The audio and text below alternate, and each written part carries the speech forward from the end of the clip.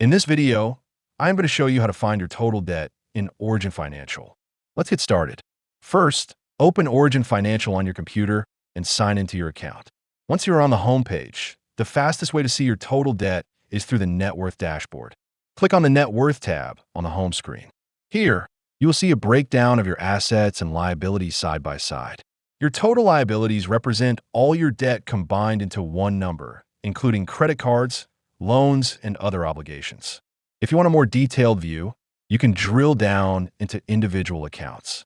From the net worth section, click on any liability account, such as a student loan or credit card. This will open the account details page where you can see the total balance displayed above a performance graph, giving you a clearer view of that specific debt.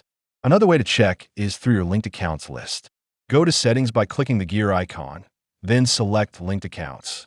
Here, you will see all your connected accounts listed one by one, including credit cards, loans, and mortgages, each showing their current balance.